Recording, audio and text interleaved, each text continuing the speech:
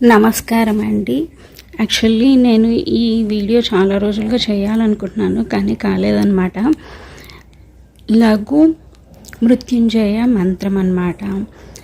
ఇప్పుడు మన దేశం ఉన్న పరిస్థితుల్లో మనకు ఈ మంత్రాన్ని చదవడం చాలా ఇంపార్టెంట్ అని నాకు అనిపించింది. అందుకనేసి ఈ మంత్రాన్ని నేను షేర్ చేస్తున్నాను అన్నమాట. ప్రొటెక్షన్ కోసము మనము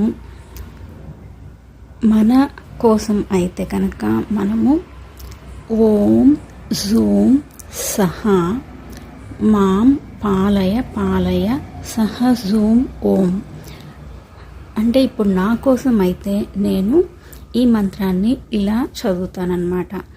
ఓం జూం సహ మాం పాలయ పాలయ సహ జూం ఓం.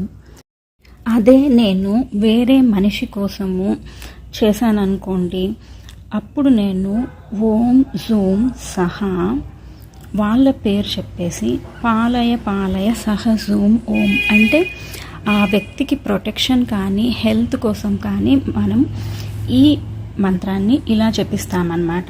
అలా కాకుండా అందరి కోసం మనం ఈ మంత్రాన్ని జపించాలి అంటే ఓం జూం సహా సర్వజన పాలయ పాలయ సహ జూం ఓం. ఓం జూం సహ సర్వజన పాలయ పాలయ సహ జూం ఓం.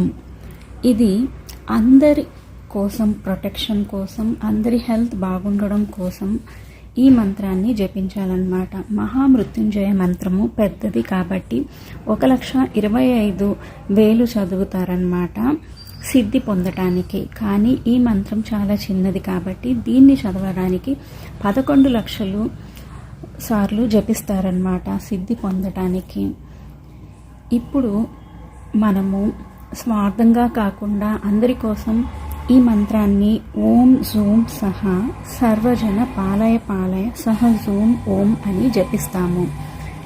లేదు మన ఫ్యామిలీ మెంబర్స్ కోసం అనుకోండి, అప్పుడు ఓం జూం సహా నా పేరు, నా భర్త పేరు, లేదంటే మీ పేరు, మీ వైఫ్ పేరు, మీ పిల్లల పేర్లు, మీ ఇంట్లో వాళ్ళ పేర్లు, మళ్ళీ మీ ఆస్తిపాస్తులు ఏవైనా ఉంటే వాటి పేర్లు అంటే కార్లు, ఇల్లులు, మీ ఫ్యాక్టరీలు, బిజినెస్లు, వాటి పేర్లు చెప్పేసి సహ జూం ఓం అని చెప్తామన్నమాట.